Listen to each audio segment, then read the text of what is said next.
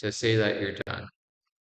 So now let's go ahead and add a little bit more information about Simone Biles. So we'll say fun facts, and let's find out the height and weight, or just maybe some actual fun facts, more so than just physiological facts. And so we'll create a bullet list, which is a UL, or in other words, a unsorted list, or unordered list rather. And then we want